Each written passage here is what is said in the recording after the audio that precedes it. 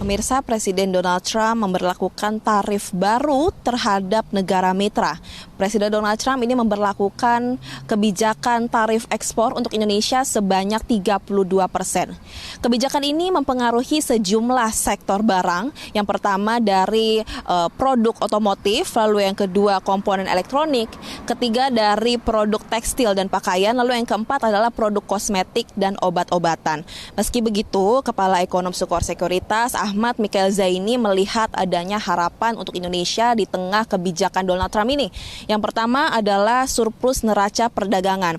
Kalau bisa dilihat, ini menurut ekonom, surplus neraca perdagangan Indonesia masih tetap terjaga di angka 16,9 miliar US dollar, sedikit lebih tinggi jika dibandingkan dengan India yang dimana untuk saat ini berada di angka 15,4 miliar US dollar, sehingga Indonesia dapat melakukan diversifikasi ekspor ke pasar lainnya seperti di ASEAN, India, China hingga Timur Tengah, yang dimana ini dapat menjadi penyangga untuk Indonesia untuk menghadapi dampak negatif kebijakan Donald Trump.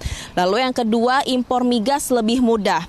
Indonesia ini diuntungkan dalam hal ini karena kalau kita melihat adanya defisit perdagangan migas sebesar 20,4 miliar US dollar, yang dimana adanya penurunan harga Brent crude sebesar 21% jika dibandingkan pada tahun lalu, sehingga Indonesia dapat menghemat sebanyak 4 miliar US dollar.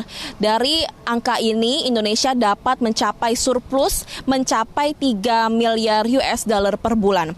Lalu harapan yang ketiga adalah pasar obligasi, yang dimana imbal hasilnya turun, pasar EM dapat menguat.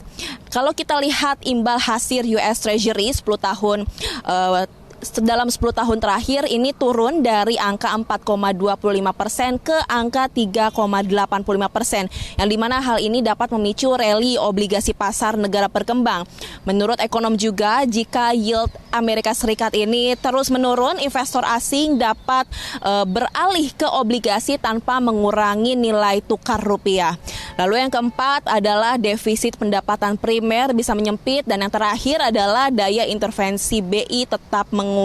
Dengan outstanding SRBI ini sebanyak 892 triliun dan juga pembelian obligasi pemerintah ini sebanyak 495 triliun pada tahun lalu, ini dapat menjadi cadangan intervensi semakin besar.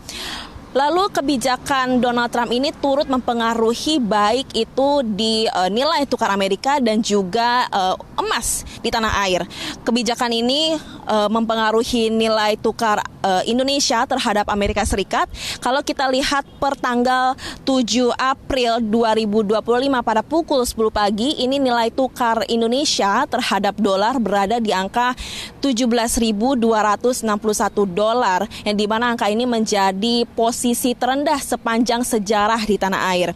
Menurut dosen dan peneliti dari Universitas Islam Indonesia, Lisya Endang, terdapat dua faktor yang mempengaruhi turunnya angka nilai tukar rupiah terhadap dolar. Yang pertama ada dari faktor eksternal, yang dimana pemicu utamanya adalah kenaikan suku bunga acuan The Fed, di mana hal ini investor global ini cenderung menarik dana dari pasar negara berkembang seperti Indonesia untuk mencari imbal hasil yang lebih tinggi di pasar yang berdominasi dolar. Lalu untuk faktor eksternal sendiri ini ada dari neraca perdagangan, cadangan devisa, lalu stabilitas politik juga mempengaruhi nilai tukar rupiah. Lalu pemirsa, untuk harga logam mulia antam 24 karat pada hari Selasa ini turun tipis jika dibandingkan pada hari yang lalu.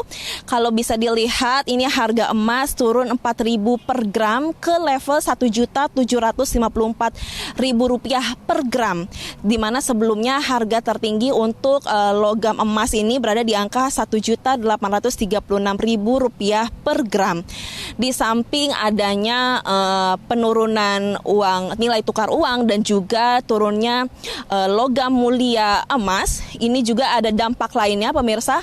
Yang pertama, perusahaan besar ini melakukan pemutusan hubungan kerja secara masif, lalu usaha mikro, kecil dan menengah juga turut terdampak, lalu adanya turunnya penerimaan pajak, lalu turunnya daya beli masyarakat, dan yang terakhir adanya timbul sentimen pesimis terhadap pemerintah, baik itu dari pelaku UMKM dan juga perusahaan besar. Lalu bagaimana tanggapan dari warga terkait kebijakan kenaikan tarif dagang yang diberlakukan oleh Donald Trump?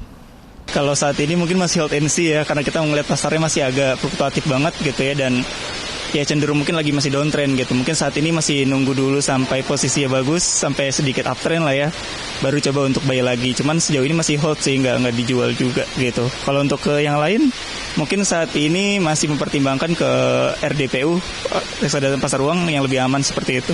Sedang dipertimbangkan juga karena Mas itu kan termasuk safe haven juga ya di saat-saat kondisi yang mungkin sedang tidak baik gitu ya. Cuman saat ini kalau saya pribadi lebih mengutamakan cash gitu. Jadi ya udah kita jagain cash kita dulu aja.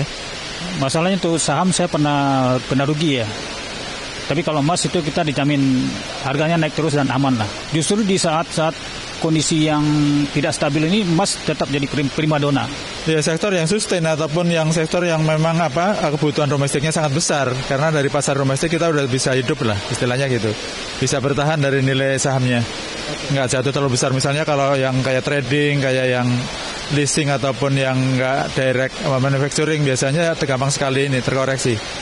Meski menuai sentimen negatif, Menteri Keuangan Sri Mulyani memastikan pemerintah akan terus memitigasi dampak negatif dari kebijakan tarif dagang Donald Trump ini. Dari Jakarta, Sarah Ruhendi, Andi Wirowo, Metro TV.